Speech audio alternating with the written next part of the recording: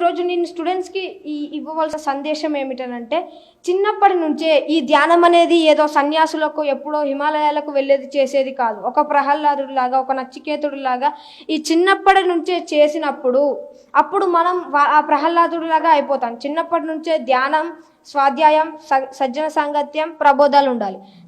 స్వాధ్యాయం అంటే ఓన్లీ పుస్తకాలు, ఇప్పుడు భగవద్గీత అన్న గ్రంథం ఉంటుంది, దాన్ని ఒకసారి చదివి దాన్ని ఇక్కడ పక్కన పెట్టడం కాకుండా అక్కడ మనకు కొన్ని పాయింట్స్ ఉంటాయి. ఆ పాయింట్స్ని మనము మన జీవితంలో అన్వయించుకోవాలి. స్వాధ్యాయం అంటే అక్కడ అధ్యయనం చేసింది, ఇక్కడ నాకు ఇప్పుడు కోపం ఎక్కువగా ఉంది, ఓకే, ఈ కోపాన్ని నేను అక్కడ చెప్పిన సొల్యూషన్ ఉంది, దాని ద్వారా నేను ఇక్కడ నేను క్లీన్ చేసేసుకోవాలి. అలా ఈ స్వాధ్యాయం అంటే ఆ పుస్తకాన్ని చదువుతూ ఇప్పుడు మనని మనం అక్కడ చెప్పినట్టుగా మనం ఆచరించడం. కాబట్టి తప్పకుండా అందరూ ధ్యానం చేయాలి, శాకాహారులుగా ఉండాలి అని నేను నేటి యువతకి చెప్పదలుచుకున్నాను.